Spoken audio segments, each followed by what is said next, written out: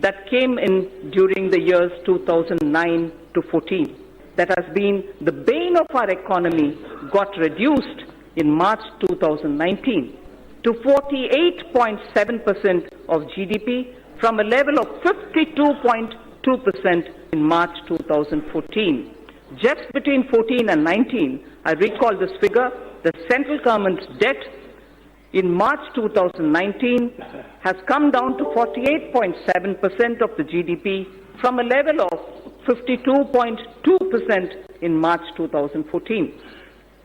With this backdrop, our government shall work towards taking the country forward so that we can leapfrog to the next level of health, prosperity, and well-being.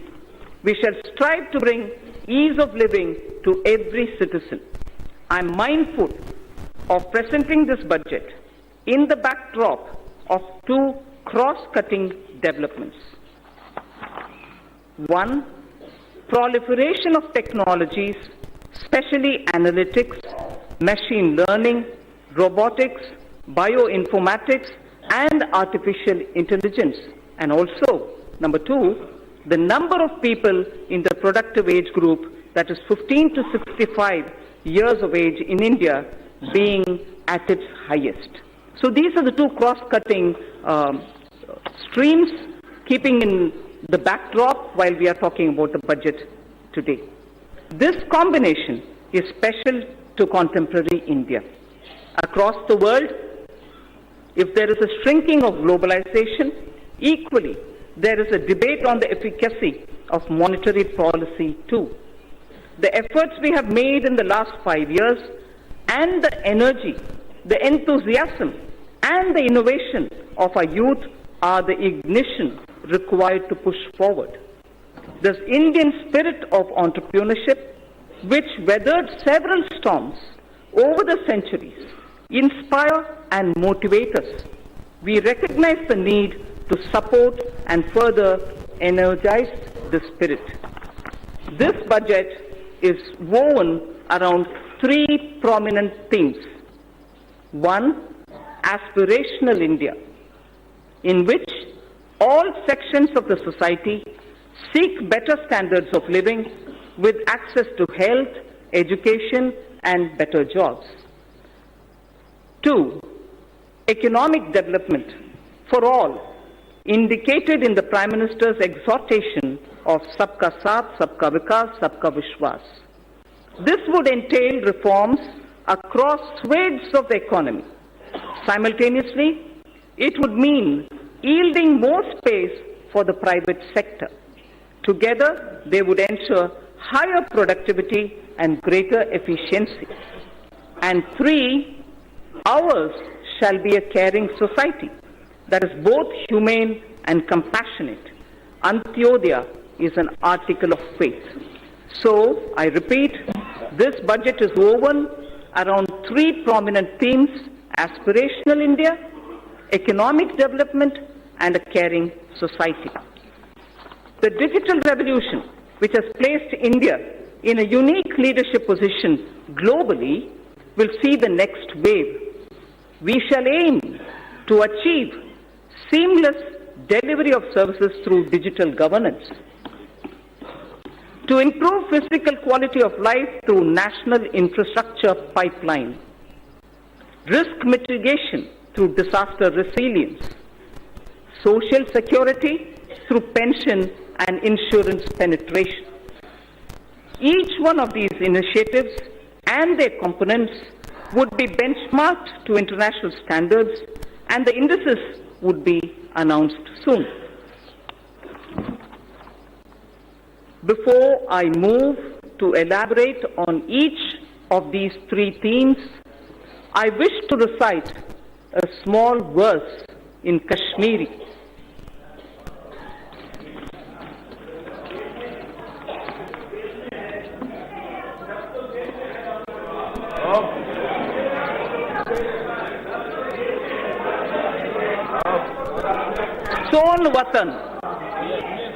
सोन वतन गुलजार शालीमार क्यों, सोन वतन गुलजार शालीमार क्यों, Dal mans polwoon pamposh hyun.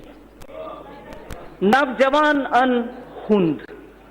Vushan kumar hyun. Myon watan. Chyon watan. Son watan. Nundboni watan. I'll read this in Hindi, not as a poem, but for the meaning. Hamara watan खिलते हुए शालीमार बाग जैसे. हमारा वतन खिलते हुए शालीमार बाग जैसे. हमारा वतन डल लेक में खिलते हुए कमल जैसा.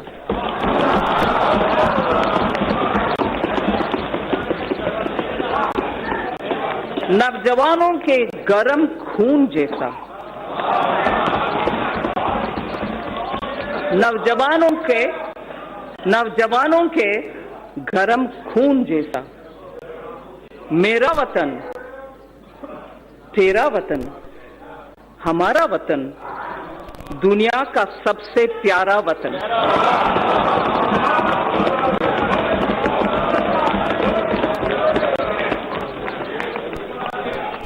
It is everything that we do here, everything that we speak through the budget, and everything that this government everything that this government does with the guidance and leadership of the Prime Minister is for this Pyara Vatan. This poem, I must mention, is a poem written by Pandit Dinanath Kaul, who's a Sahitya Academy awardee. Honorable Speaker, sir, I now move to the first of my theme, which is the aspirational India. I shall cover programs and plans related to agriculture, irrigation, and rural development. That's my first under aspirational India theme. Second, wellness, water, and sanitation. That's a second under aspirational India. And the third is education and skills. I move to talking about agriculture, irrigation, and rural development. Our government is committed to the goal of doubling farmers' incomes by 2022. We have provided energy sovereignty through Kusum and input sovereignty through Paramparagat Krishi Vikas Yojana. We have provided resilience for 6.11 crore farmers insured under Pradhan Mantri Fasal Bima Yojana. Focus on cultivation of pulses, expansion of micro-irrigation through Krishi Sinchai Yojana have raised the self-reliance of the country. Provision of any annual supplement of the income to the farmer directly is done through PM Kisan. Connectivity through PM GSY, Gram Sadak Yojana, financial inclusion have helped raise farm incomes. Prosperity to farmers can be ensured by making farming competitive. For this, farm markets need to be liberalized. Distortions in farm and livestock markets need to be removed. Purchase of farm produce, logistics, agri-services need copious investments. Substantial support and hand-holding of farm-based activities such as livestock, apiary, and fisheries need to be provided for.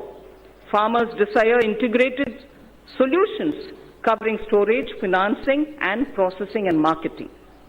Adopting sustainable cropping patterns and bringing in more technology are integral to our plan. All this and more can be achieved through working with and in cooperation with the states. The following 16 action points indicate our focus. We propose to encourage those state governments who undertake implementation of following model laws already issued by the central government. My first of the action points, 16 action points, but the first one is to encourage those state governments who undertake implementation of following model laws which are already passed and issued by the central government. First, Model Agricultural Land Leasing Act of 2016, Model Agricultural Produce and Livestock Marketing Act of 2017, Model Agricultural Produce and Livestock Contract Farming and Services Promotion and Facilitation Act of 2018. So 3 model agriculture related laws we would like state governments to consider favorably. Second of the 16 action points, water stress related issues are now a serious concern across the country. Our government is proposing comprehensive measures for 100 water stressed districts. Our government is proposing comprehensive measures for 100 water stressed districts. Third of the 16, in the budget speech of July 2019, I had stated that Annadatta can be Urja Datta also. The PM Kusum scheme removed farmers' dependence on diesel and kerosene and linked pump sets to solar energy. Now I propose to expand the scheme to provide 20 lakh farmers for setting up standalone solar pumps. Further, we shall also help another 15 lakh farmers solarize their grid-connected pump sets. In addition, a scheme to enable farmers to set up solar power generation capacity on their fallow and barren lands and to sell it to grid would be operationalized. Speaker, sir, this is a major step forward in which we are saying that farmers, if they have fallow or barren lands, now will be helped to set up solar power generation units so that they can then sell that which is being generated, solar power, to the grid. And through the grid, having given the solar power from their barren land, they will be able to make a living out of their barren land also. Fourth of the 16, our government shall encourage balanced use of all kinds of fertilizers, including the traditional organic and other innovative fertilizers. This is necessary step to change the prevailing incentive regime which encourages excessive use of chemical fertilizers. So this is an important point. I'd like to repeat it. This is a necessary step to change the prevailing incentive regime which encourages excessive use of chemical fertilizers. Honorable Speaker, sir, in Tamil Nadu, there was a very wise old woman saint poet who lived more than 3,000 years ago. And she had used every letter of the Tamil alphabet to teach children moral stories. Not stories, moral lines. Each line was only 3-worded ones. They were very simple ones. They are called Ati Chudi, written by Avvayar. Whilst talking about effective use of land, taking care of your land, removing weeds and making sure you tend to it properly, she had just used 3 words in a little sentence, which says it all. And that's exactly what our Prime Minister is aiming to achieve, so that the farmlands are used with proper manure, not excessive manure, and limited water to grow their grains. Bhumi Thiruthi Un is the line from Atti Chudi, which was said by a saint poet, a woman called Avvayar. Bhumi Thiruthi Un. First, tend to your land, take care that you're not excessively leaving it, and then trying to take a crop out of it. So the fifth point out of my 16 action points. India has an estimated capacity of 162 million metric tons of agri warehousing, cold storage, reefer van facilities, and so on. NABARD will undertake an exercise to map and geotag them. In addition, we propose creating warehousing in line with Warehouse Development and Regulatory Authority (WDRA) norms. Our government will provide viability gap funding for setting up such efficient warehouses in the block or taluk level. This can be achieved where states can facilitate with land and are on PPP mode. Food Corporation of India and Central Warehousing Corporation shall undertake such warehouse building on their own land too. Sixth action point. As a backward linkage, a village storage scheme is proposed to be run by SHGs. This will provide farmers a good holding capacity and reduce their logistics cost. Women SHGs can avail of Mudra or NABARD assistance and regain their position as Dhanya Lakshmi. We've heard of Dhana Lakshmi often, and many of us are familiar with Dhanya Lakshmi, and I'm sure many of us do recall the days when women in the villages were the ones who kept the seed for the entire village, and they would distribute seeds as and when a farmer required it. So we would like to restore women SHG groups to play that role or at the village level as Dhanya Lakshmis, being assisted by Mudra and being assisted by NABARD. To build a seamless national cold supply chain for perishables inclusive of milk, meat and fish, the Indian Railways will set up a Kisan Rail through PPP arrangements. There shall be a refrigerated coaches in express and freight trains as well, so that perishable goods can be quickly, easily within the country transported, and the benefit will accrue to the farmers. Krishi Udan will be launched by the Ministry of Civil Aviation, not just trains. Krishi Udan will be launched by the Ministry of Civil Aviation on international and national routes. This will immensely help improve value realization, especially in Northeast and in the tribal districts. Horticulture sector. So this is very important. Point number 9 of the 16th. Horticulture sector with its current produce. It's a very important point, sir. Horticulture sector with its current produce of 311 million metric ton exceeds the production of food grains. Horticulture exceeds the production of food grains.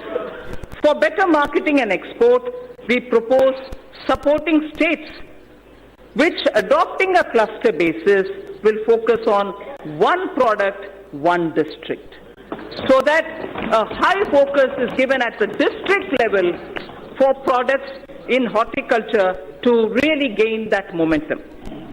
10th of the 16 action points. Integrated farming systems in rain-fed areas shall be expanded. Multi-tier cropping, beekeeping, solar pumps, solar energy production in non-cropping season will be added.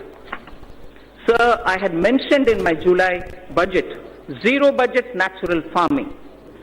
That shall also be included in our activities. The portal on Jaivik Kheti, online national organic products market, will also be strengthened. So the next point, the 11th, financing on negotiable warehousing receipts, ENWR, has already crossed more than 6,000 crores. Financing on negotiable warehousing receipts. This will be integrated with National Agriculture Market, the electronics one. The next point is the 12th of the 16. Non-banking finance companies and cooperatives are active in the agriculture credit space. The NABARD refinance scheme will be further expanded. Agricultural credit target for the year 2021 has been set at 15 lakh crores, 15 lakh crores, agricultural credit availability.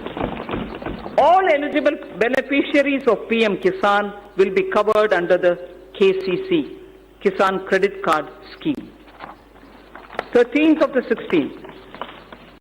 Our government intends to eliminate foot and mouth disease, brucellosis in cattle, and also what is called the PPR in sheep, which is a French expression. Sorry for those who know French. I'll try to pronounce. Peste des petits ruminants. PPR in sheep and goat by 2025. So foot and mouth disease, brucellosis in cattle, and also PPR in sheep and goat by 2025 will be eliminated.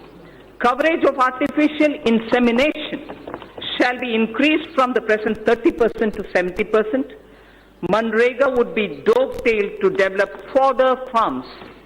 Further, we shall facilitate doubling of milk processing capacity from 53.5 million metric tons to 108 million metric tons by 2025. From 53.5 million metric tons of milk to 108 million metric tons by 2025. 14th point, blue economy. Our government proposes to put in place a framework for development, management and conservation of marine fishery resources. 15th, youth in coastal areas benefit through fish processing and market. By 2022-23, I propose raising fish production to 200 lakh tons. Propose raising fish production to 200 lakh tons. Growing of algae, seaweed and cage culture will also be promoted. So this coming point is very important. Our government will involve youth in fishery extension work through 3,477 Sagar Mitras and 500 fish farmer producer organizations. We hope the rural youth, particularly those who are in the coastal areas and inland fishing areas, will work as Sagar Mitras and also form 500 fish farmer producer organizations. You know that we already have a farmer producer organization, which is FPO. Now we are expanding it to cover fish farmer producer organizations. 16th and the last action point, sir. Under Deen Dayal Antyodaya Yojana for alleviation of poverty, 58 lakh SHGs have been mobilized. We shall further expand on SHGs in this regard too. Now, for the fund allocation, for the 16 different steps that I have announced, they are being stated under two broad categories. They are being stated under two broad categories.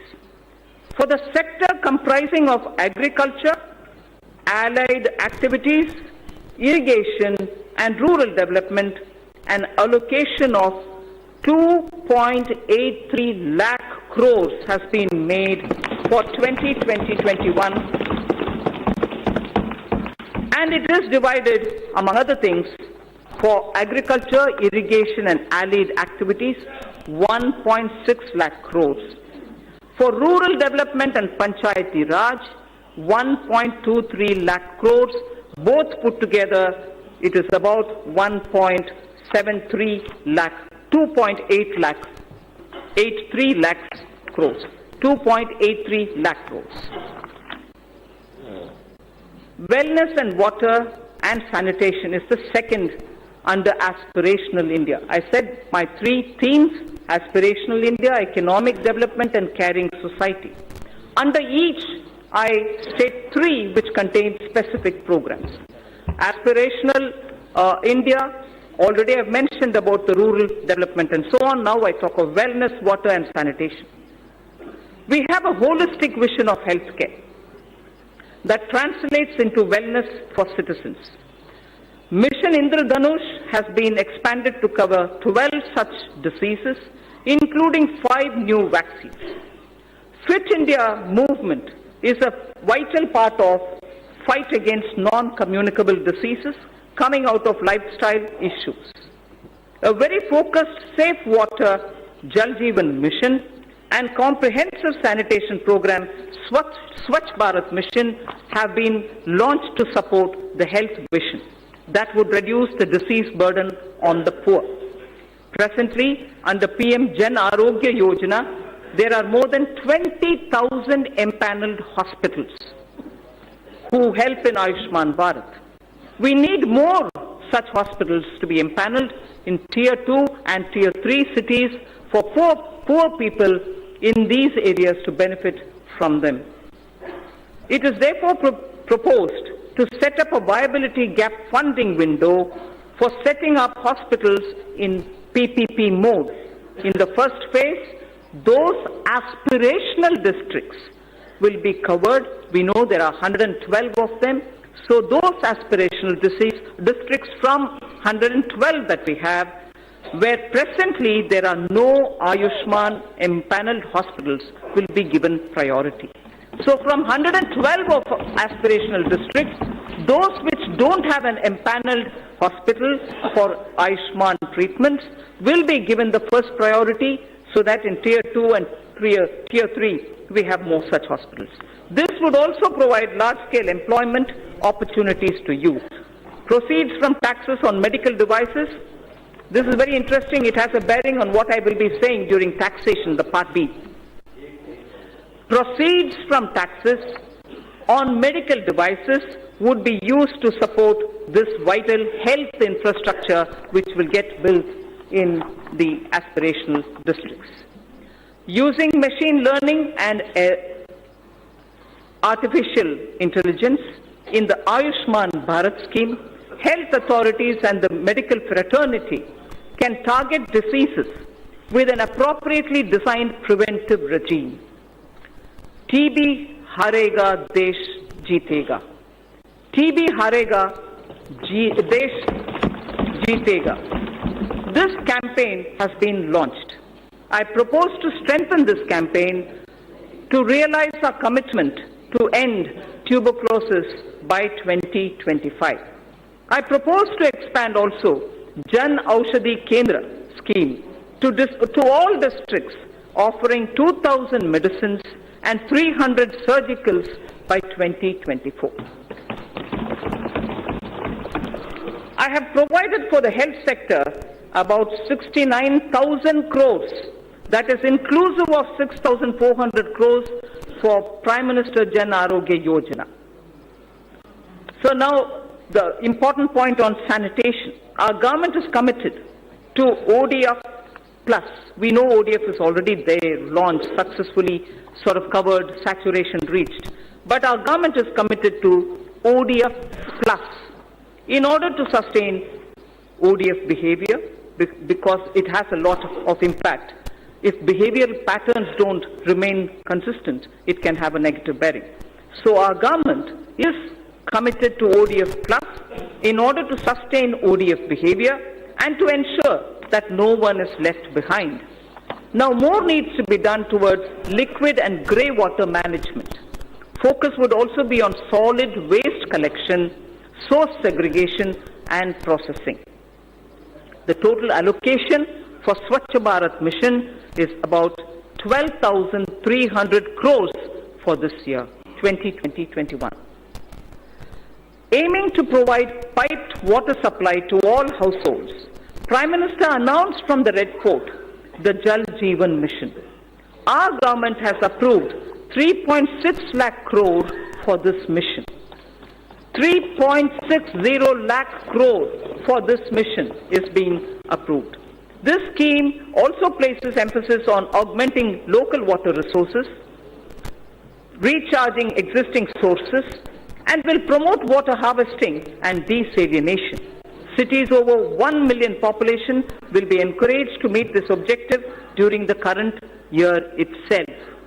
During the year 2021, this scheme would be provided a budget exclusively of 11,500 crores. So I now move to the third under aspirational India, education and skills. The third and the final item under aspirational India is education and skills. By 2030, India is set to have the largest working age population in the world. Not only do they need literacy, but they need both jobs and life skills. Dialogues have been held with state education ministries, members of parliament and other stakeholders about education policy. Over 2 lakh suggestions were also received. The new education policy will be announced soon. It is felt that our education system needs greater inflow of finance to attract talented teachers, innovate and build better labs. Therefore, steps would be taken to enable sourcing external commercial borrowings and FDI so as to deliver higher quality education. Students in general stream, as opposed to those in services or technology stream, sciences and technology stream, need their employment opportunities improved. About 150 higher education institutions will start apprenticeship embedded degree diploma courses by March 2021. The government proposes to start a program whereby urban local bodies across the country would provide internship opportunities to fresh engineers for a period up to 1 year. So local bodies, as you know, do undertake a lot of public work program, and their manpower is also limited. But yet, young engineers who are ready to serve for the purpose of learning how it is to work with the government are also going around seeking opportunities. So here we have created an opportunity by saying urban local bodies should now give opportunity for fresh engineers so that they can help them plan better and in turn also learn as an intern under the local bodies. So this is for a period of 1 year that we've opened up. In order to provide quality education to students of deprived section of the society as well as those who do not have access to higher education, it is proposed to start a degree-level, full-fledged online education program. This shall be offered only by institutions who are ranked within top 100 in the National Institutional Ranking Framework. Initially, only a few such institutions would be asked to offer such programs. Sir, India should also be a preferred destination for higher education. Hence, under its Study in India program, an IND-SAT exam is proposed to be held in Asian and African countries.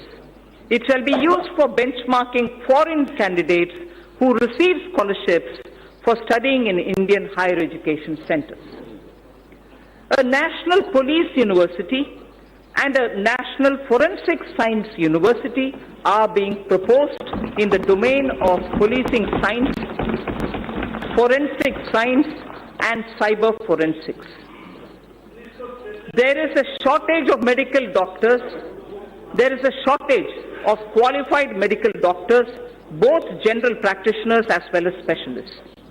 In order to meet this requirement, it is proposed to attach a medical college to an existing district hospital in PPP mode. Those states that fully allow facilities of the hospital to the medical college and wish to provide land at a concession would be able to receive viability gap funding from the center.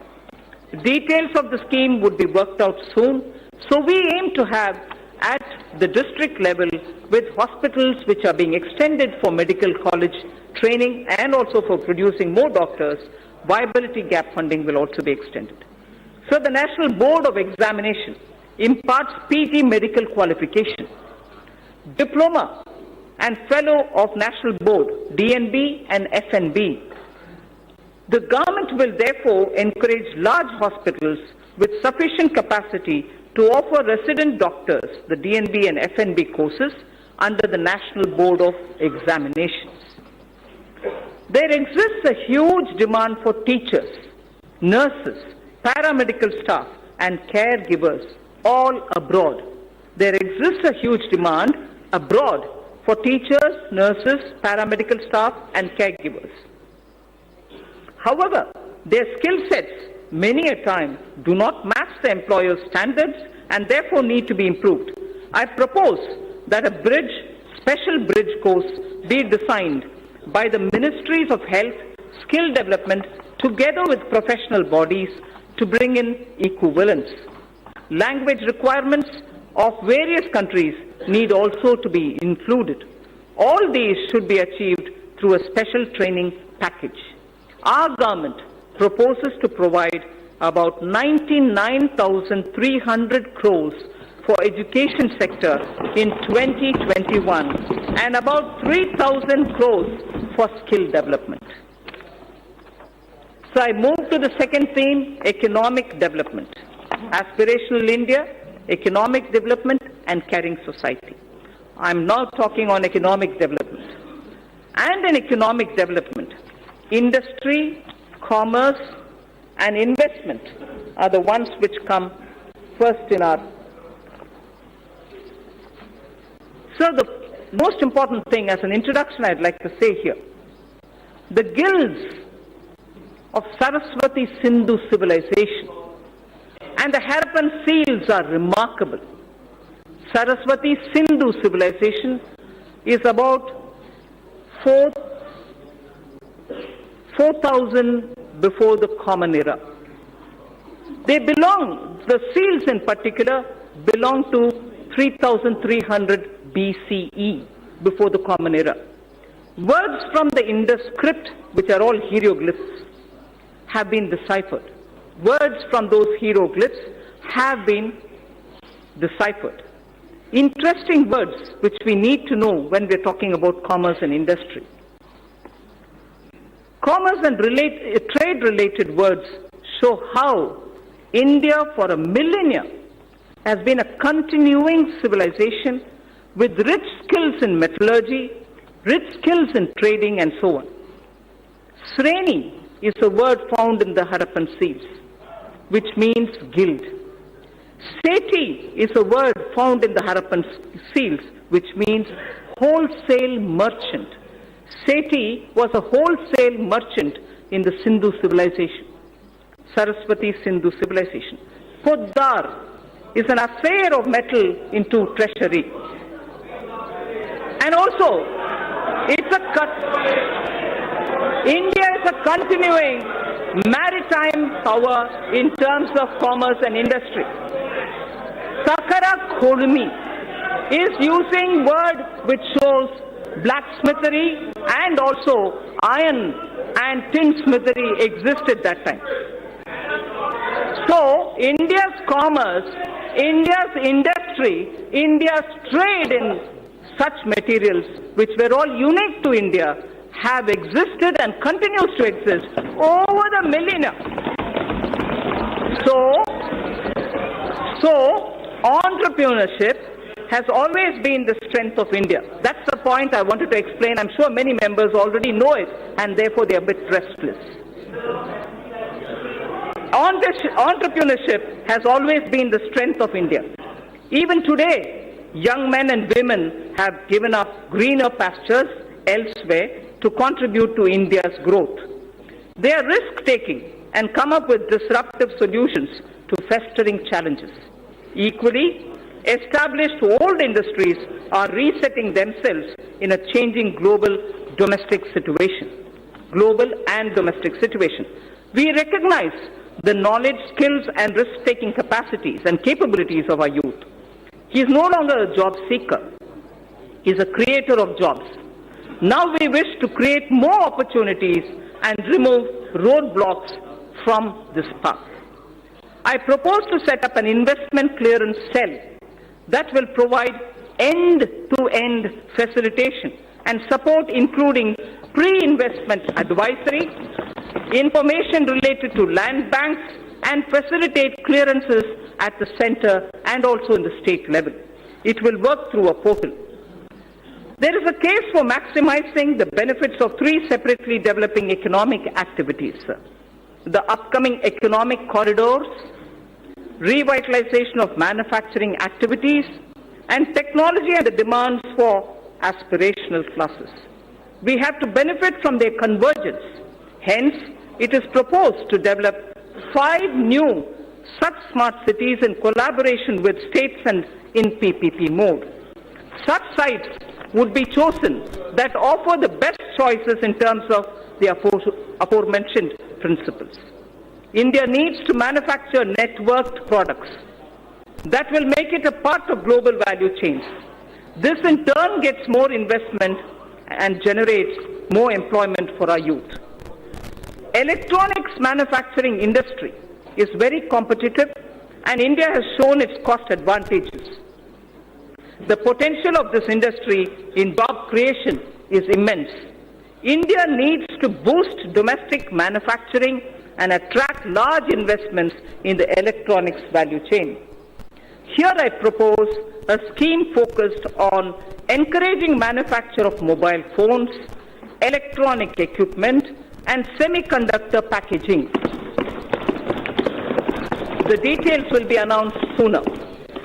With suitable modifications, this scheme can be adapted for manufacturing of medical devices too.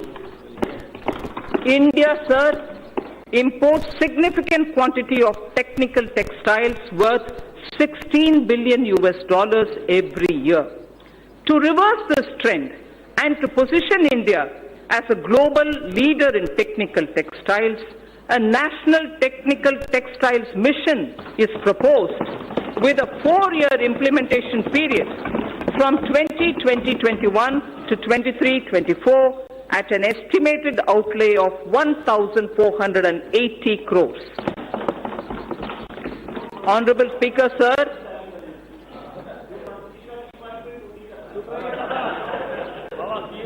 Honorable Speaker, sir, from the Red Fort, our Prime Minister spoke about quality and standards when he spoke of zero defect, zero effect manufacturing. In September last year, I had called for a time-bound adoption by industry of all necessary mandatory technical standards and their effective enforcement. All ministries during the course of this year would be issuing quality standard order. So to achieve higher export credit disbursement, a new scheme, Nirvik, is being launched, which provides for higher insurance cover, reduction in premium for small exporters, and simplified procedure for claim settlements. It is proposed to digitally refund to exporters. That was Nirvik. I'm coming to a different point now. It is proposed to digitally refund to exporters duties and taxes levied at the center, state, and local levels, such as electricity duties, VAT, the VAT, on fuel used for transportation, which are not getting exempted or refunded under any other existing mechanism. This scheme for reversion of duties and taxes on exported products will be launched from this year itself. Honorable Speaker, it is the vision of our Prime Minister that each district should develop as an export hub. Efforts of the centre and state governments are being synergized and institutional mechanisms are being created in order that every district becomes an export hub. Government e-marketplace, GEM, is moving ahead for creating a unified procurement system in the country for providing a single platform for procurement of goods, services and works. It offers a great opportunity for medium and small and micro enterprises. 3.24 lakh vendors are already on this platform. It is proposed to take its turnover to 3 lakh crores. I propose to provide about 27,300 crores for development and promotion of industry and commerce for the year 2020-2021. So under economic development, the second point that I want to focus on is a very important point, and it is on infrastructure. Honorable Speaker, in his Independence Day speech of 2019, the Prime Minister has highlighted that 100 lakh crores would be invested on infrastructure for the next 5 years.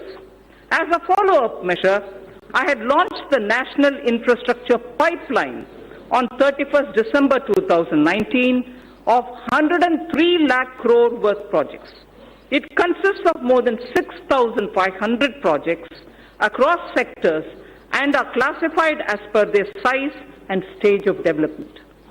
These new projects will include housing, safe drinking water, access to clean and affordable energy, health care for all, world-class educational institutions, modern railway stations, airports, bus terminals, metro, railway transportation, logistics and warehousing, irrigation projects, etc. The National Infrastructure Pipeline envisions improving the ease of living for each and every individual citizen in the country. It will also bring in generic and sectoral reforms in development, operation and maintenance of these infrastructure projects. A huge employment opportunity exists for India's youth in construction, operation and maintenance of infrastructure. National Skill Development Agency will give special thrust to infrastructure-focused skills and their development opportunities. I propose to set up a project preparation facility for infrastructure projects. This program would actively involve young engineers, management graduates, and economists from our universities. It is also proposed to direct all infrastructure agencies of the government to involve youth power in startups. They will help in rolling out value-added services in quality public infrastructure for citizens. A national logistics policy will soon be released. Among other things, it will clarify the role of union government, state government, and also the key regulators. It will create a single window e-logistics market and focus on generation of employment, skills, and making MSMEs competitive. So also, accelerated development of highways will be undertaken. This will include development of 2,500 kilometer access control highways, 9,000 kilometers of economic corridors, 2,000 kilometers of coastal and land port roads, and 2,000 kilometers of strategic highways. The Delhi-Mumbai Expressway and two other packages would be completed by 2023. Chennai-Bengaluru Expressway would also be started. So the fast-track mechanism encourages us towards greater commercialization of our highways so that NHAI can raise more resources. I propose to monetize at least 12 lots of highway bundles of over 6,000 kilometers before 2024. In carrying out its duty, the Indian Railways performs a service to the nation. Within 100 days of assumption of this government, it has commissioned 550 Wi-Fi facilities in as many railway stations. It has eliminated unmanned level crossings and aims to achieve electrification of 27,000 kilometers of tracks. This will call, obviously, for optimization of costs. Railways have small operating surplus. About Indian Railways, there are 5 measures, among other things, that I wish to highlight. Setting up a large solar-powered capacity. Setting up a large solar power capacity alongside the rail tracks on the land owned by railways. A proposal is under consideration. 4 station redevelopment projects and operation of 150 passenger trains would be done through PPP mode. The process of inviting private participation is underway. More Tejas type trains will connect iconic tourist destinations. High-speed train between Mumbai and Ahmedabad would be actively pursued. 148-kilometer Bengaluru suburban transport project at a cost of 18,600 crores would have fares on metro model. Central government would provide 20% of the equity, and it will also facilitate external assistance up to 60% of the project cost. Sir, our seaports need to be more efficient.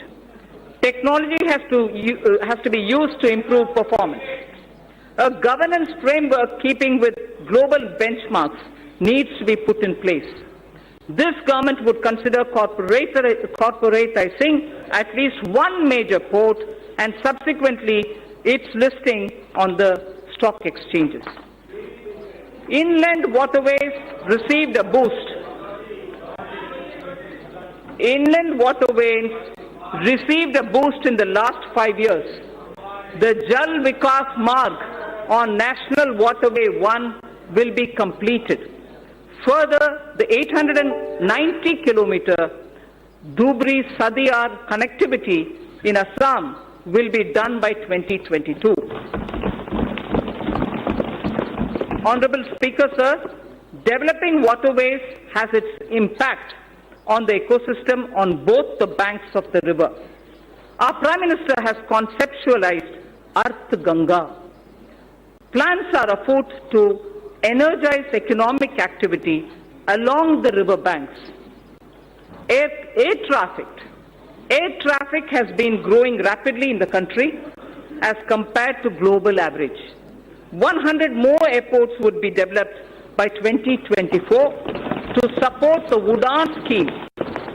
It is expected that the air fleet number shall go up from the present 600 to 1,200 during this time itself. I propose to provide 1.7 lakh crores for transport infrastructure in 2021. So taking electricity to every household has been a major achievement of this government. However, the distribution sector, particularly the DISCOMs, are under financial stress. The ministry intends to promote smart metering. I urge all the states and union territories to replace conventional energy meters by prepaid smart meters in the next 3 years. Also, this would give consumers the freedom to choose the supplier and the rate as per their requirements. So this is a very important step in reaching electricity to all people. This would give consumers, the prepaid meters, the smart meters, would give consumers the freedom to choose the supplier and the rate as per their requirements. Further measure to reform DISCOMs would be taken. I propose to provide 22,000 crores to power and renewable energy sector for the year 2020-21. So now I come to oil and natural gas. In the upstream sector, oil and gas, the open acreage licensing policy, OALP, is a success, having awarded 137,000 square kilometers for exploration to private sector and to the CPSCs. City gas distribution rights are also awarded. Further, it is proposed to expand the national gas grid from the present 16,200 kilometers. At the moment, it is 16,200 kilometers only. We propose to expand it to reach 27,000 kilometers. To deepen the gas markets in India, further reforms will be undertaken to facilitate transparent price discovery and also ease of transactions. So I come to talking about the new economy now. The new economy is based on innovations that disrupt established business models. Artificial intelligence, Internet of Things, 3D printing, drones, DNA, data storage, quantum computing, etc. are all rewriting the world economic order. India has already embraced a new paradigm such as the sharing economy with aggregator platforms displacing conventional businesses. Government has harnessed new technologies to enable direct benefit transfers and financial inclusion on a scale like never before. It's now a cliche, data is the new oil. And it is true that analytics, fintech, and Internet of Things are changing the way we deal with our lives.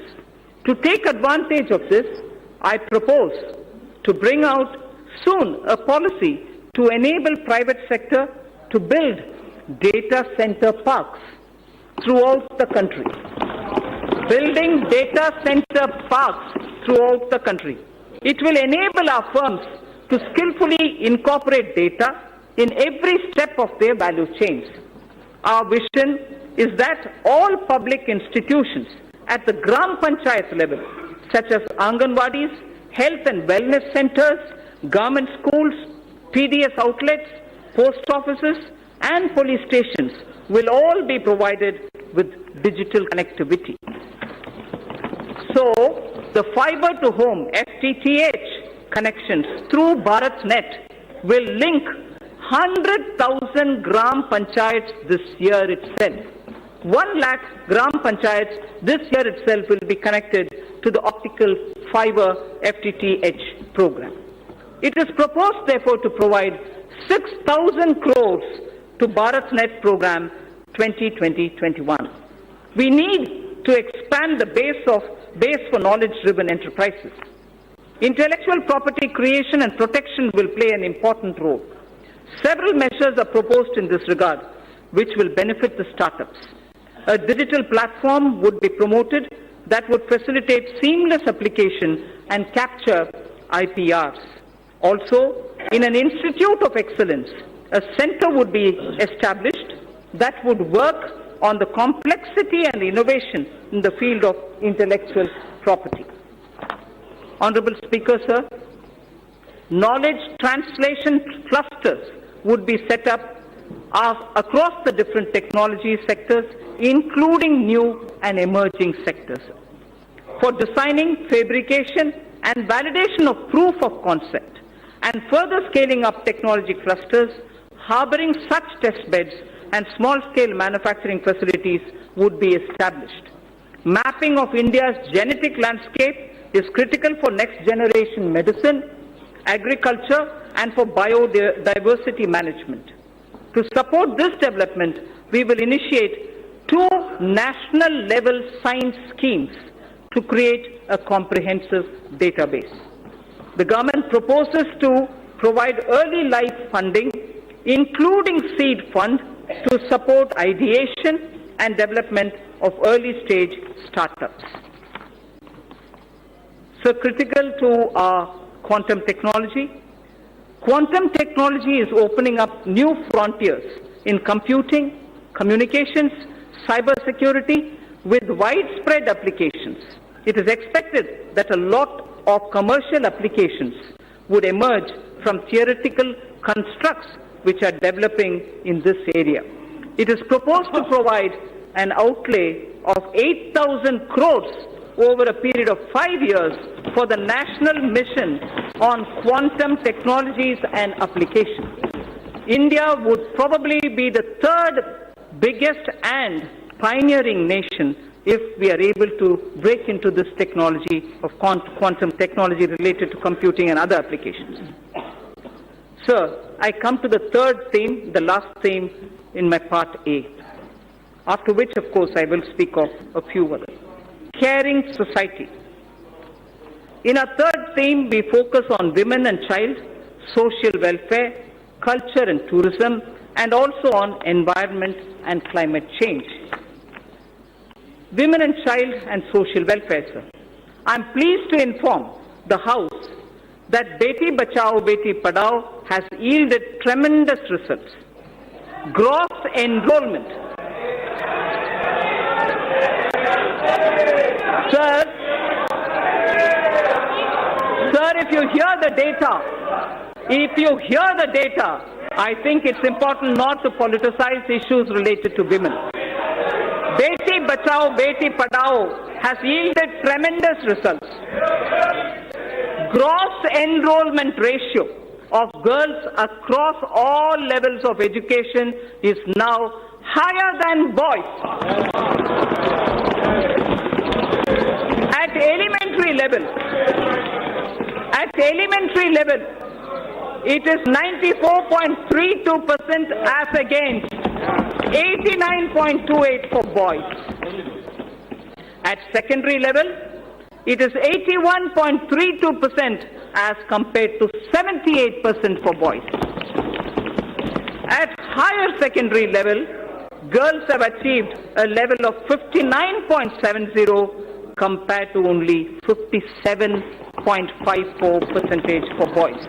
So girls are actually under Beti Padhao benefiting from the scheme. Health of mother.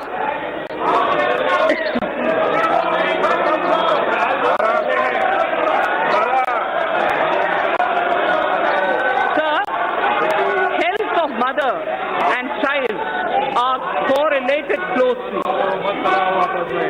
Nutrition is the critical component of health. To improve nutritional status of children 0 to 6 years, adolescent girls, pregnant women and lactating mothers, our Prime Minister launched a Poshan Abhiyan in 2017-18. More than 6 lakhs Anganwadi workers are equipped with smartphones to upload the nutritional status of more than 10 crore households. Sir, Honorable Speaker, sir, for the benefit of those who may not have heard this line, because it's very important, I'd like to repeat it. To improve the national nutritional status of children in 0 to 6 years of age, adolescent girls, pregnant women and lactating mothers, our Prime Minister launched a Poshan Abhiyan in 2017-18.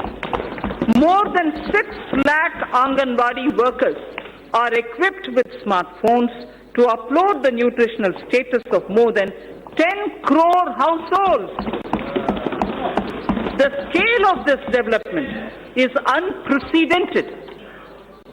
So the next is, women's age of marriage was increased from 15 years to 18 years in 1978 by amending erstwhile Sharda Act of 1929.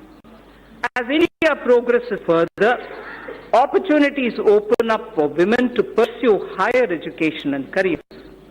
There are imperatives of lowering MMR, maternal mortality rate, as well as improvement of nutrition levels. Entire issue about age of girl entering motherhood needs also to be seen in this light. I propose to appoint a task force that will present its recommendation in 6 months' time. I propose to provide 35,600 crores for nutrition-related programs for the financial year 2020-2021. So, in continuing with our government's commitment to welfare of women, this budget provides for about 28,600 crores for programs that are specific to women. Our government is determined that there shall be no manual cleaning of systems or septic. Suitable technologies for such tasks have been identified by the Ministry of Housing and Urban Affairs. The ministry is working with urban local bodies for the adoption of these technologies. We will now take this to its logical conclusion. We will now take it एक minute बाद to मैं सभी माननीय सदस्यों से आग्रह करूंगा आपको बजट पर पर्याप्त समय और पर्याप्त अवसर दूंगा उस समय आप बोलना और दादा विशेष रूप से आप बोलने की परमिशन दूंगा no thank you, Speaker, sir. We will now take this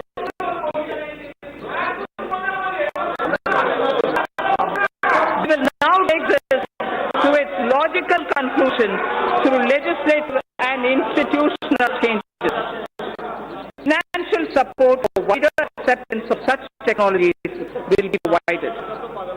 In furthering the government's commitment towards the welfare of scheduled castes and other backward classes, I propose a budget provision of about 85,000 crores for 2020-21 for scheduled castes and other backward classes. I repeat, I propose a budget provision of about 85,000 crores for 2020-21. In furthering the development and welfare of scheduled tribes, sir, I provide in the budget for the year 2020-21 an amount of 53,700 crores. For scheduled tribes, I repeat, we provide 53,700 crores. This government is mindful of the concerns of senior citizens and Divyang. Accordingly, an enhanced allocation of about 9,500 crores is being provided for 2020-21. So now I move to the second of the third topic that I have, which is culture and tourism. Our government proposes to establish an Indian Institute of Heritage and Conservation under Ministry of Culture. It shall have the status of a deemed university to start with. Acquisition of knowledge and disciplines such as museology and archaeology are essential for collecting and analyzing scientific evidence of such findings and for dissemination through high-quality museums. Currently, lack of trained manpower is a handicap for both these disciplines, and therefore it also has a negative impact on tourism. 5 archaeological sites would be developed as iconic sites with on-site museums. They are Rakhi Ghadi, Haryana; Hastinapur, Uttar Pradesh; Shiv Sagar in Assam; Dholavira, Gujarat; Adichanallur, Tamil Nadu. I repeat, 5 archaeological sites would be developed as iconic sites with on-site museums. They are Rakhi Ghadi, Haryana; Hastinapur, Uttar Pradesh; Shiv Sagar, Assam; Dholavira, Gujarat; and Adichanallur in Tamil Nadu.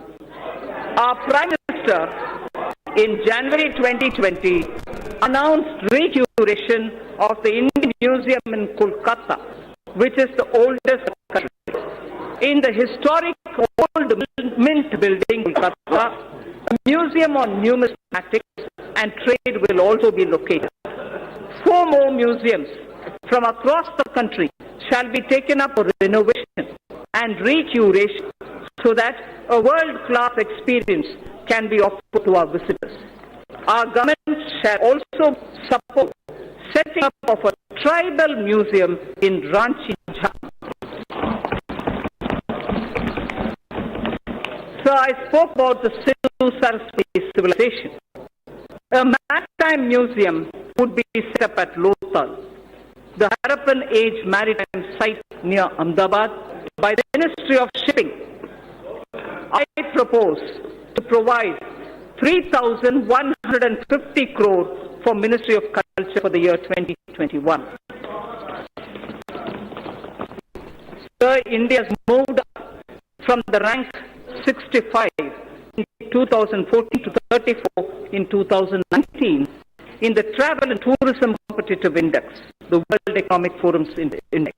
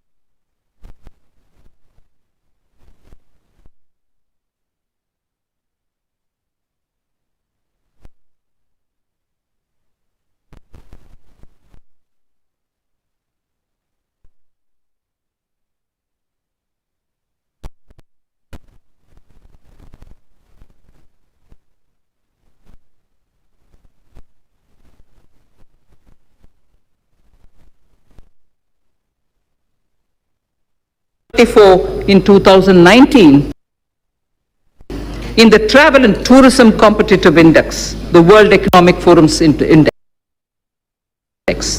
Foreign exchange earnings grew 7.4% to 1.88 lakh crores for the period January to November 2019 from 1.75 lakh crores. From 1.75 lakh crores, it has gone up to 1.88 lakh crores.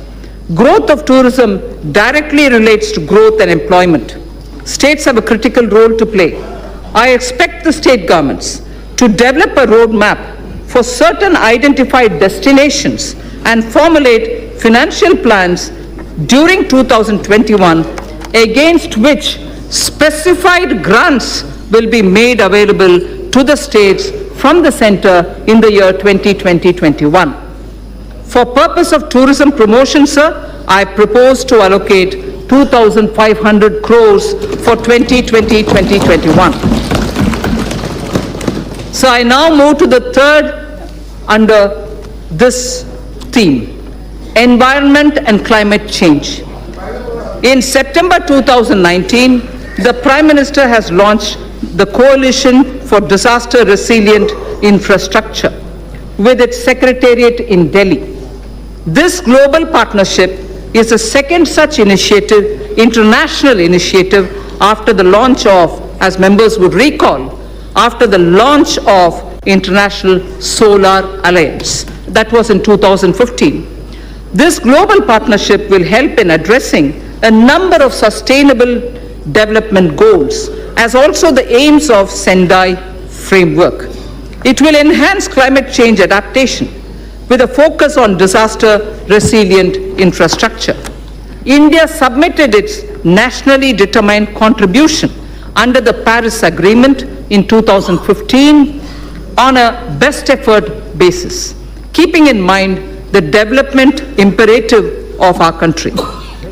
Its implementation effectively begins from 1st January 2021. Our commitments as action will be executed in various sectors. Honorable Speaker, sir, I interrupt here only to say this is a very important point because a lot of our commitments which have been given in the Paris Climate Change Conference on best effort basis will start kicking in from 1st January 2021. Our commitments as action will be executed in various sectors by the departments and ministries concerned through a normal budget process. They will do it through the normal budgeting process. There are, however, yet thermal power plants that are old and their carbon emission levels are very high. For such power plants, we propose that utilities running them would be advised to close them if their emission is above the preset norms. The land so vacated can be put to alternative uses. In large cities having population above 1 million, clean air is a matter of concern. I'm sure a lot of our members will be keen to know about what steps are being taken for cities and clean air. The government proposes, Honorable Speaker, to encourage such states that are formulating and implementing plans for ensuring cleaner air in cities above 1 million. Parameters for the incentives would be notified by the Ministry of Environment, Forests and Climate Change. Allocation for this purpose is 4,400 crores for 2020-2021. So there is something which, before I move to talking about governance, because the three themes that I put before the members is coming to a close, I fall back on the wise words of Thiruvalluvar. And this, it's very important, sir. We have heard several words of wisdom from Thiruvalluvar. Thiruvalluvar has spoken about what a good country is. What a good country is actually got to be like. And what makes up for jewels of a good country. I first read it in Tamil, then I'll give you the meaning. Pini inmai, selvam, vilai inbam, ஏமம். பிணியின்மை செல்வம், விளைவின்பம் ஏமம். அணி என்ப நாட்டின் வைந்து. அணி என்ப நாட்டின் வைந்து. There are 5, what Thiruvalluvar says, which are jewels for a good country. The first is பிணியின்மை, meaning the country will have to be without epidemics or illnesses, major illnesses. The second, he says, it should be wealthy. It should have wealth. It should have wealth. Viளைvu. It should also have விளைச்சல். In the sense, from the fields it should have good crop. It also should have ஏமம், which is security and safety of the country. Sir, the 5 jewels. 5 jewels. பிணியின்மை, Selvam, விளைவின்பம், ஏமம், and inbam. Prime Minister Modi, Ayushman Bharat for health for all is பிணியின்மை. Selvam, wealth creators will be respected in this country. Wealth creators will be respected in this country. Selvam. Viளைச்சல், having good crop. Farmer PM Kisan, doubling of income, use of fertilizers and proper growth leads to surplus in horticulture, surplus in Tilhan, surplus now probably also in Dalhan. So the Prime Minister's program at health, at creating and giving respect for wealth creators and improving agricultural output and looking at ease of living, bringing happiness to people, and above all, the 5th, aimam, this country's national security.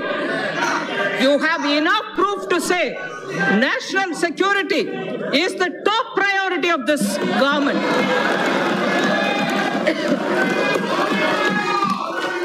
So, if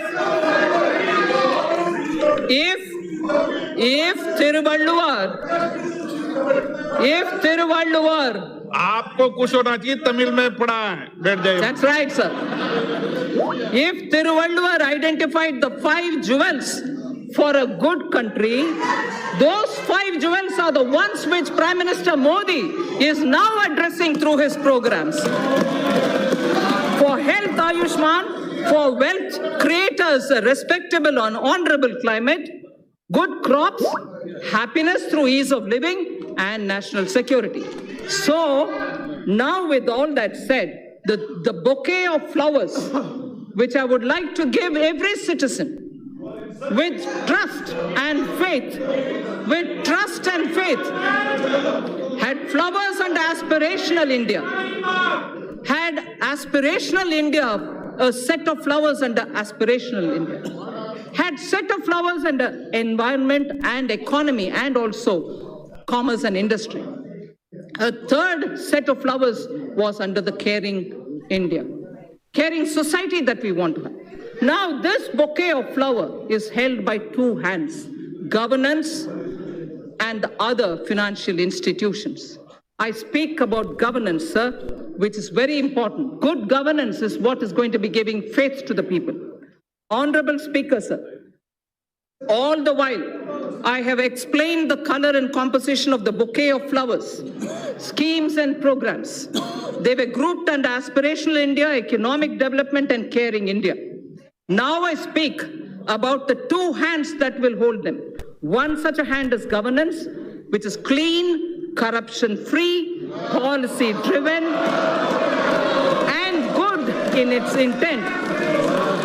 And most importantly, trusting in faith, trusting every citizen, the aspirational youth, the hard-working women.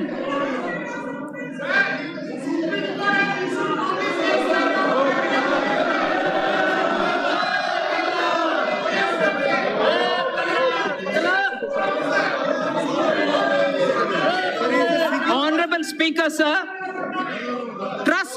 every citizen, I repeat, trusting every citizen, the aspirational youth, the hard-working women, the risk-taking entrepreneur, the ever-hopeful and untiring farmer, or the wise and old senior citizen.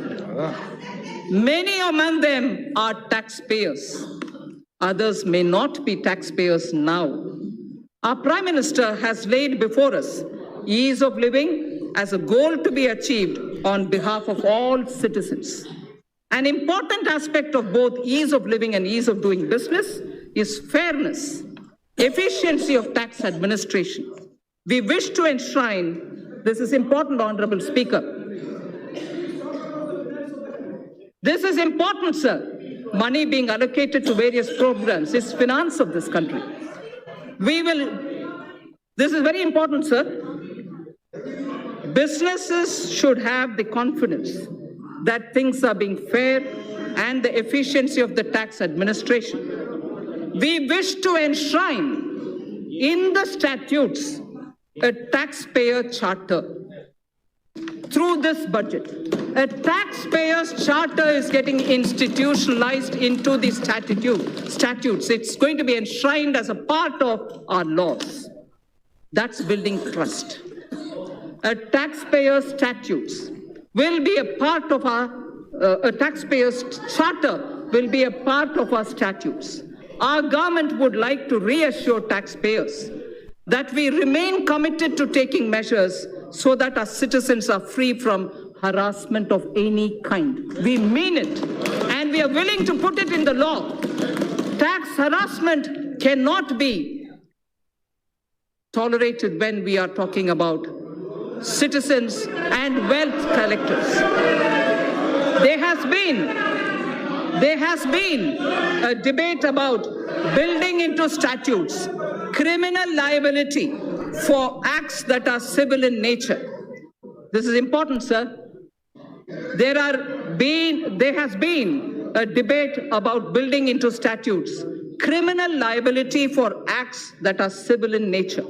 Hence, for Companies Act, certain amendments are proposed to be made that will correct this. Similarly, other laws would also be examined where such provisions exist, and attempts would be made to correct them also. The government intends to introduce major reforms in recruitment to non-gazetted posts in governments and public sector banks. At present, candidates have to appear for multiple examinations conducted by multiple agencies at different points of time for similar posts. This places enormous burden on time, effort, and cost for young people. To mitigate the hardship so faced, it is proposed to set up a national recruitment agency as an independent, professional, specialist organization for conduct of computer-based online common eligibility test for recruitment to non-gazetted posts. A test center in every district, particularly in the aspirational districts, would be set up. For speedy disposal of commercial and other disputes, government has constituted various tribunals and specialized bodies. It is proposed to evolve a robust mechanism for appointment, including direct recruitment to these bodies to attract best talents and professional experts. A stable and predictable business environment is key objective of this government. There is also a strong argument for ensuring that contracts are honored. India has a sound framework related to Contracts Act. We shall deliberate upon strengthening it. There is a growing need, sir, for Indian statistical system to meet the challenges of real-time monitoring of our increasingly complex economy. Data must have strong credibility. The proposed new national policy on official statistics would use latest technology, including artificial intelligence. It would lay down a roadmap towards modernized data collection, integrated information portal, and a timely dissemination of information thus collected. I'm happy to inform that India will host G20 presidency in the year 2022. That is the year of 75th anniversary of independence of the Indian nation. During this presidency, India would be able to drive considerably the global economic and development agenda. For this historic occasion, I allocate a sum of 100 crore to begin the preparations. 100 crore rupees. Sir, Northeastern region has a very high priority in government's developmental agenda.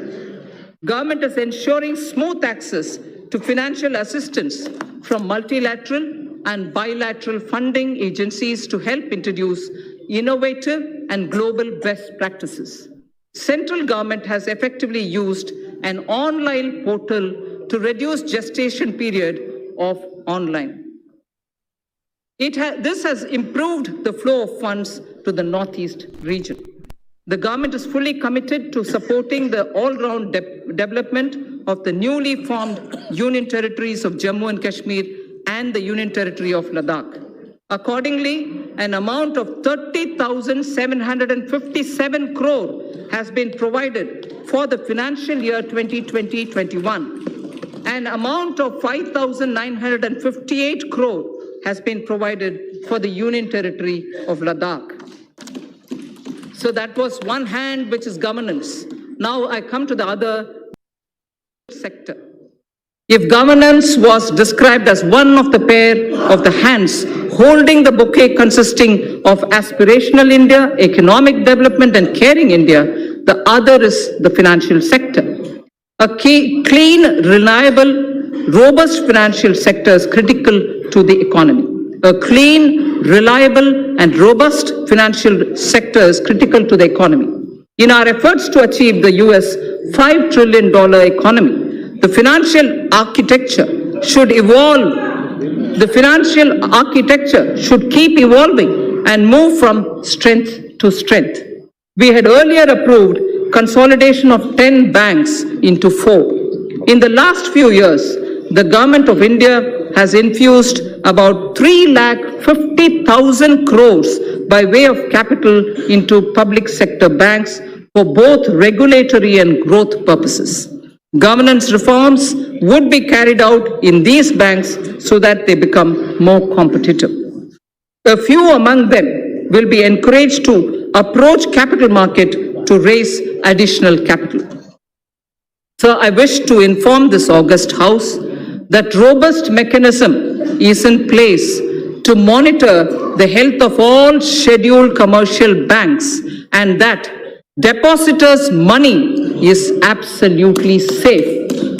I wish to underline this point, sir, that this August House should know that robust mechanism is in place to monitor the health of all scheduled commercial banks and that depositors' money is absolutely safe. Further, the Deposit Insurance and Credit Guarantee Corporation has been permitted to increase deposit insurance coverage for a depositor, which is now standing at 1 lakh of rupees to 5 lakh per depositor. Sir, the insurance cover for a depositor is at 1 lakh now. Now we are raising it to 5 lakh for each depositor. Sir, to strengthen the cooperative banks, amendments to the Banking Regulation Act are proposed for increasing professionalism, enabling access to capital, and improving governance and oversight for sound banking through the RBI. The limit for NBFCs to be eligible for debt recovery under governance reformatization and reconstruction of financial assets and enforcement of security interests under the SARFAESI Act 2002 is proposed to be reduced from 500 crores to asset size 100 crores only, or loan size from existing 1 crore to 50 lakhs. Therefore, we feel many of the small NBFCs which can come for debt recovery would be far easily done for smaller companies. In the last few years, the government has taken concrete steps to bring our banking system to be robust. However, there is a need for greater private capital. Accordingly, it is proposed to sell the balance holding of Government of India's IDBI Bank to private, retail and institutional investors through the stock exchange. There is a need, sir, to take further steps to bring in transparency and greater professionalism in public sector banks. The government will take appropriate measures towards this end. Sir, to help easy mobility while in jobs, we wish to infuse into the universal pension coverage with auto-enrollment. Also, we wish to place such mechanisms which can enable interoperability and provide safeguards for the accumulated corpus. Regulating role of PFRDAI, which is the Pension Regulatory Guarantee Corporation, has been permitted to increase deposit insurance coverage for a depositor, which is now standing at 1 lakh of rupees to 5 lakh per depositor. Sir, the insurance cover for a depositor is at 1 lakh now. Now we are raising it to 5 lakh for each depositor. Sir, to strengthen the cooperative banks, amendments to the Banking Regulation Act are proposed for increasing professionalism, enabling access to capital, and improving governance and oversight for sound banking through the RBI. The limit for NBFCs to be eligible for debt recovery under the Securitization and Reconstruction of Financial Assets and Enforcement of Security Interests under the SARFAESI Act 2002 is proposed to be reduced from 500 crores to asset size 100 crores only, or loan size from existing 1 crore to 50 lakhs. Therefore, we feel many of the small NBFCs which can come for debt recovery would be far easily done for smaller companies. In the last few years, the government has taken concrete steps to bring our banking system to be robust. However, there is a need for greater private capital. Accordingly, it is proposed to sell the balance holding of Government of India's IDBI Bank to private, retail and institutional investors through the stock exchange. There is a need, sir, to take further steps to bring in transparency and greater professionalism in public sector banks. The government will take appropriate measures towards this end. Sir, to help easy mobility while in jobs, we wish to infuse into the universal pension coverage with auto-enrollment. Also, we wish to place such mechanisms which can enable interoperability and provide safeguards for the accumulated corpus. Regulating role of PFRDAI, which is the pension regulatory body, requires strengthening. Necessary amendments would be carried out in Pension Fund Regulatory Development Authority of India Act that will also facilitate separation of NPS trust for government employees from the PFRDAI. This would also enable establishment of a pension trust by the employees other than from the government. I am confident that this will motivate citizens to plan for their old age. So this section, which I will now speak, will relate to the MSMEs. MSMEs are vital to keep the wheels of our economy moving. They also create jobs, innovate, and also risk takers, and they are risk takers. Several measures for the MSMEs have been taken in the past few years. There are more steps proposed in this budget also. I propose to make necessary amendments to the Factor Regulation Act 2011. This will enable NBFCs to extend invoice financing to the MSMEs through TREDS, thereby enhancing the economic and financial sustainability. Working capital credit remains a major issue for the MSMEs. It is proposed to introduce a scheme to provide subordinate debt for entrepreneurs of MSMEs.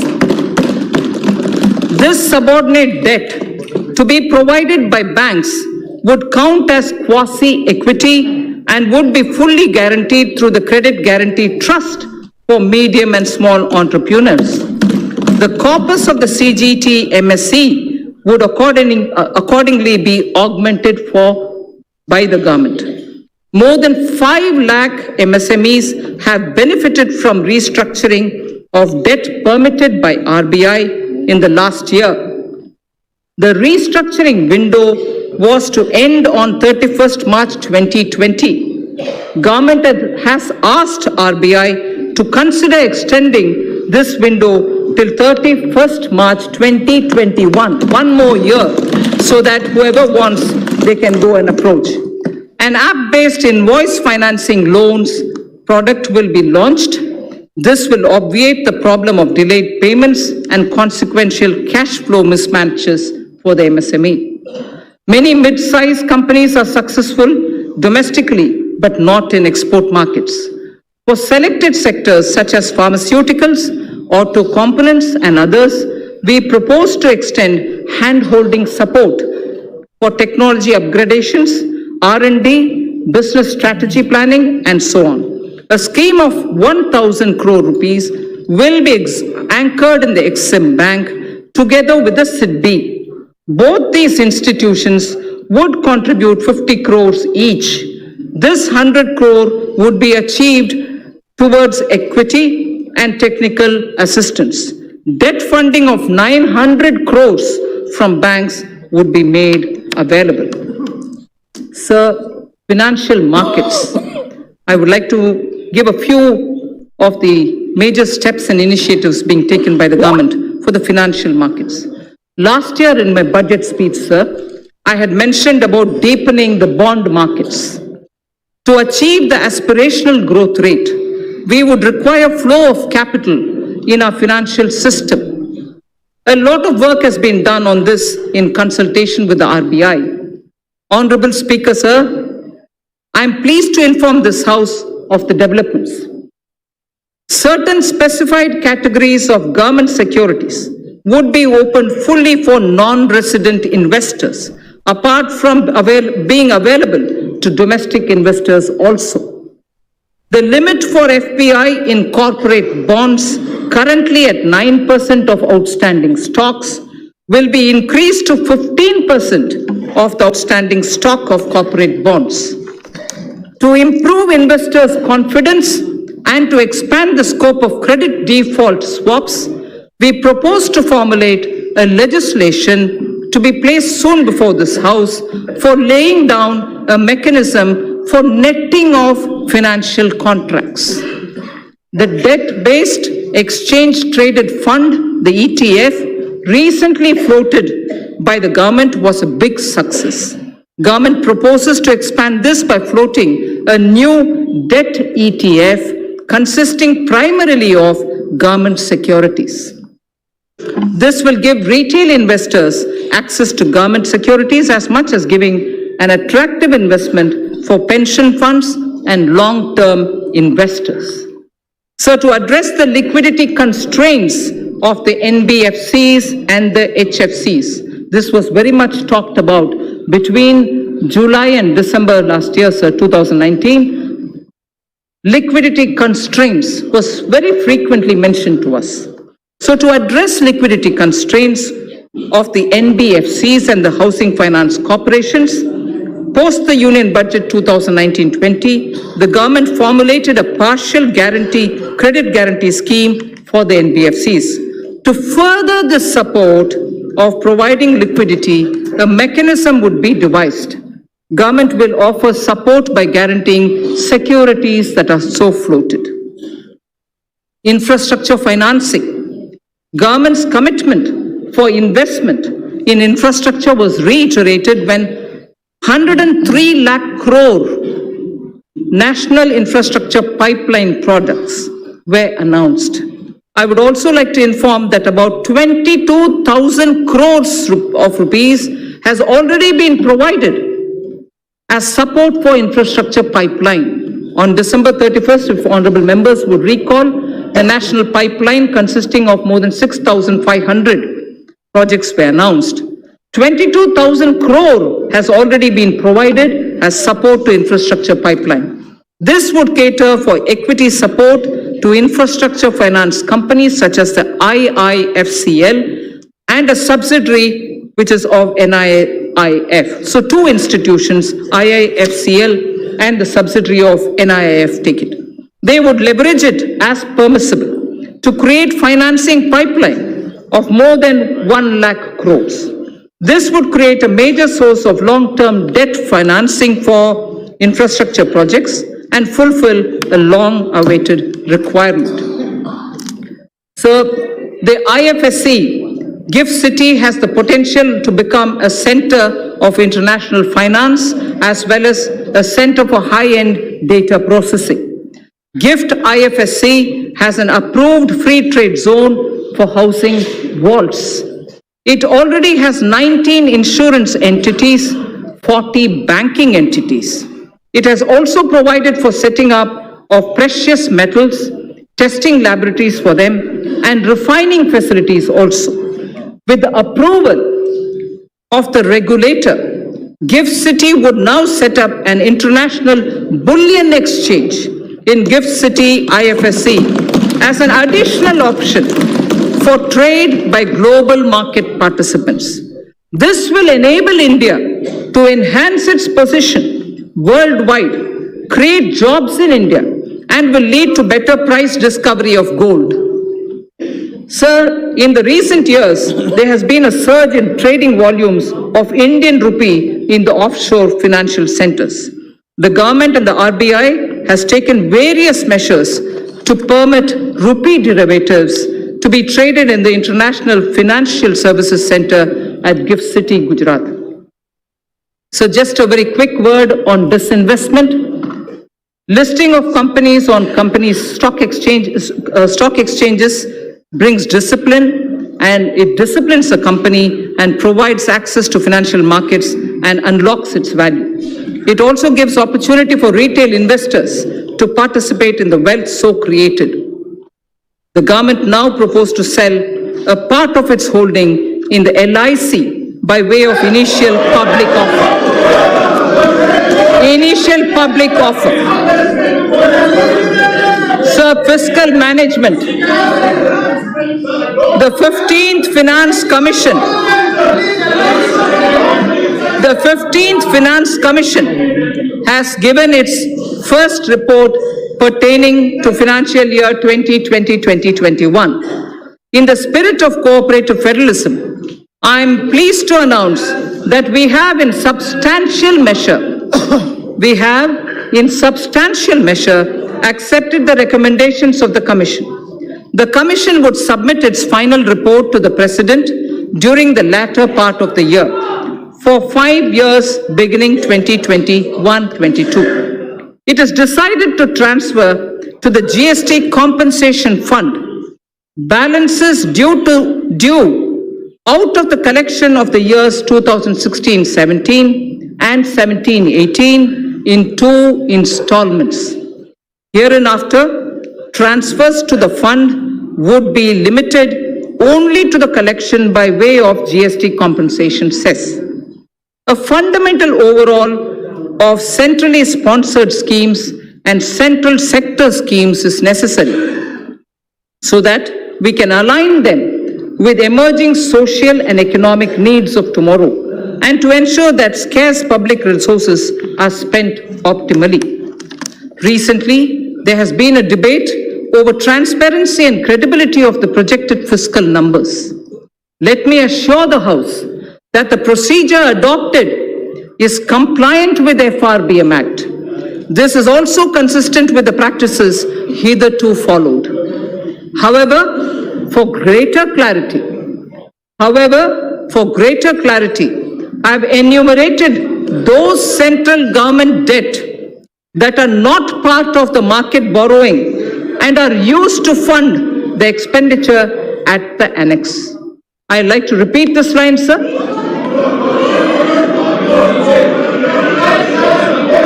I'd like to repeat this line, sir. For greater clarity, I have enumerated those central government debts that are not part of market borrowing and are used to fund the expenditure at the annex. Servicing of interest and repayment of these debts, servicing of interest and repayment of these debts as hitherto done are done out of Consolidated Fund of India. So now I come to some numbers. Revised estimates of expenditure for the financial year 2019-20 are at a level of 26.99 lakh crores and the receipts are estimated at 19.32 lakh crores. We have estimated nominal growth of GDP for the year 2020-21 on the basis of trends available at 10%. Accordingly,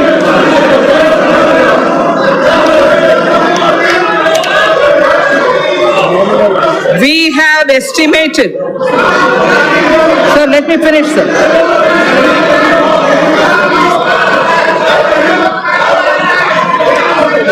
So we have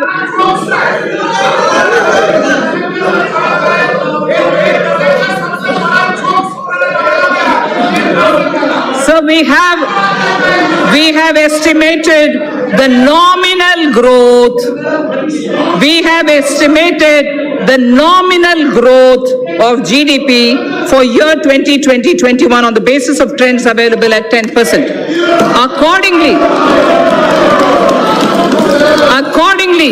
receipts for the year 2020-21 are estimated at 22.46 lakh crores. And keeping in mind commitment of the government towards various schemes and the need for improvement of the quality of life, level of expenditure has been kept at 30.42 lakh crores. Sir, during the year, government has unfailingly worked towards keeping up capital expenditure. Actually, there is substantial enhancement. All the flagship schemes of the government have been fully provided for. Details may be seen in the annexes to the printed copy of my speech. Every budget must appropriately address the issue of fiscal deficit. Every budget must appropriately address the issue of fiscal deficit. Recently, government has undertaken very significant tax reforms for boosting investment. However, expected tax buoyancy will take time. We estimate a fiscal deficit of 3.8% in RE 2019-20 and 3.5% for BE 2020-2021. This estimation is consistent with the government's abiding commitment to macroeconomic stability, and it comprises of A, 3.3 for year 2019-20 and 3 for the 2020-2021 budget estimate, and B, Section 4(2) of the FRBM Act, which provides for a trigger mechanism for a deviation from the estimated fiscal deficit on account of structural reforms in the economy with unanticipated fiscal implications. Therefore, I have taken a deviation of 0.5% consistent with the Section 4(3) of the FRBM Act, both for RE 2019-20 and BE 2020-21. Accordingly, the return path is being laid before the Parliament as a part of the medium-term fiscal policy cum strategy statement. This fiscal path commits us to the path of fiscal consolidation without compromising the needs of investment out of public funds. Accordingly, net market borrowings for the year 2019-20 would be 4.99 lakh crore, and for the year 2020-21, it would be 5.36 lakh crores. A good part, this is very important, sir, a good part of the borrowings of the financial year 2020-21 would go towards capital expenditure of the government that has been scaled up by more than 21%. As I had previously mentioned, another about 22,000 crores have already been allocated for equity to fund certain specified infrastructure finance companies who would leverage it manifold and provide much needed long-term finance for infrastructure sector. That should spur the growth impulses in the economy. So I would now move to part B of my speech.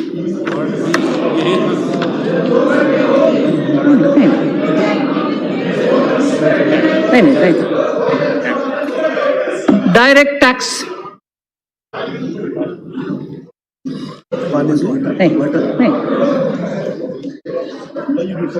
No, thanks.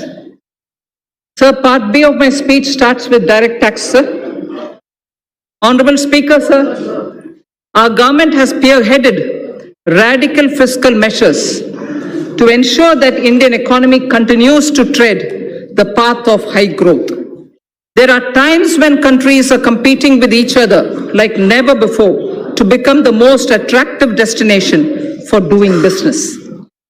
Therefore, to make sure that India stays globally competitive and a favored destination for investment, we took a bold historic decision of reducing the corporate tax rate for new companies in the manufacturing sector to an unprecedented level of 15%. Similarly, for the existing companies, the rate has also been brought down to 22%, which is the lowest in the world now.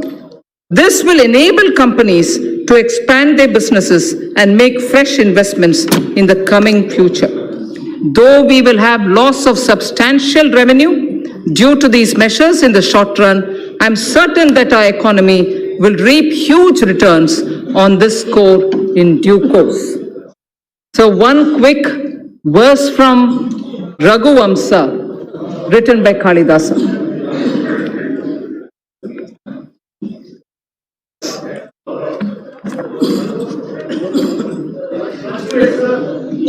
Prajanam eva bhutyartham satabhyo balim agrahit. Prajanam eva bhutyartham satabhyo balim agrahit. Sahasra gunam utsrashtam adatte hi rasam ravihi.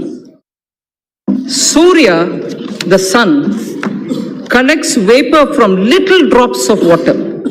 He collects only from little drops of water. So does the king. They give back copiously. They collect these from the people only for their well-being. So the collection of taxes or the vapor from the water drops are only from small trickles, but they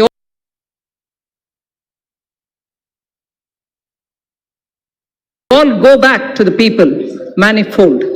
So the purpose of taxation and also the way in which it is done has been voiced even then.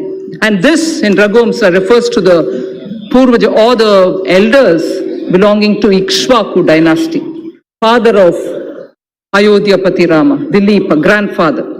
It refers to Dilipa, the king. So in continuation of the reform measures already taken so far, the tax proposals in this budget will introduce further reforms to stimulate growth, simplify tax structure, bring ease of compliance, and reduce litigation. Personal income tax and simplification of taxation. So in the interim budget of 2019, our government exempted individuals having income up to 5 lakh of rupees from paying any income tax. Presently, an individual pays 20% on income between 5 lakh and 10 lakh and 30% on income between 10 lakh. That's the prevailing matrix. Further, currently the Income Tax Act is riddled with various exemptions and deductions which make compliance by the taxpayer and administration of Income Tax Act by the tax authorities a burdensome process. It is almost impossible for a taxpayer to comply with income tax law without taking the help from professionals. In order to provide significant relief to the individual taxpayers and to simplify the income tax law, I propose to bring a new simplified personal income tax regime wherein income tax rates will be significantly reduced for the individual taxpayers who forego certain deductions and exemptions. Under the new regime, sir, an individual shall be required to pay tax at the reduced rate of 10% for income between 5 lakhs to 7.5 lakhs against the prevailing 20%. So, anyone who's earning between 5 to 7.5 lakhs, sir, today pays 20%. We are now reducing it in the new regime, which is devoid of exemptions, to 10% only. So 20% comes down to 10%. Sir, the next example. For income between 7.5 lakhs to 10 lakhs, I earlier said about 5 to 7.5, now I'm saying about 7.5 to 10 lakh. So for income between 7.5 lakh to 10 lakh, he or she will pay at the reduced rate of 15% only against the current prevailing 20%. Sir, similarly, for the income between 10 lakhs to 12.5 lakhs, presently the tax is 30%. For income between 10 lakh to 12.5 lakh, the present prevailing rate is 30%. That is now being brought down to 20% only. Sir, the income between, I spoke about 10 to 12.5 lakhs. Now, 12.5 lakhs to 15 lakhs will be taxed. At the moment, 12.5 to 15 lakhs is taxed at 30%. Now, those earning between 12.5 lakhs to 15 lakhs will be charged at 25% only. Sir, incomes above 15 lakhs will be continued at 30%, but no exemptions at all. Those earning up to 5 lakhs shall not pay any tax either in the old regime or in the new regime. So the proposed tax structure will provide significant relief to taxpayers and more so to those in the middle class. I just want to very clearly read out 0 to 2.5 lakh exempt now, will be exempt in the new scheme also. 2.5 lakhs to 5 lakhs, 5% now will be 5% in the new tax rate. 5 to 7.5 lakh, 20% now will become 10% in the new rate. 7.5 to 10 lakhs, 20% now will be 15% in the new. 10 to 12.5 lakh, 30% now will now come to 20%. 12.5 to 15 lakh, 30% now, 25% in the new rate. Above 15 continues at 30%. In the new tax regime, sir, substantial tax benefit will accrue to a taxpayer depending upon the exemptions and deductions claimed by him. For example, just to make it clear, for example, a person earning 15 lakh of rupees in a year and not availing any deductions whatsoever will pay 1,95,000 as compared to 2,73,000 that is paying now in the old regime. So his tax burden shall be reduced by 78,000 rupees. That will be the reduction in the tax that he has to otherwise pay. Then this is the example of somebody who earns 15 lakhs. He would still be a gainer. He would still be a gainer in the new regime, even if he was taking deduction of 1.5 lakh under various sections of Chapter 6A of the Income Tax Act under the old regime. The new tax regime, sir, shall be optional for taxpayers. So there's no compulsion. Those who want to be in the old regime can continue to be in the old regime, in the old rates, in the whole sets of exemptions and deductions. But those who wish to come into the new are welcome to come into the new. An individual who is currently availing more deductions and exemptions under the Income Tax Act may choose to avail them and continue to pay the tax in the old regime. A new personal tax income tax rates will entail estimated revenue foregone of 40,000 crores per year. We have also initiated measures to pre-fill income tax return so that an individual who opts for the new regime would need no assistance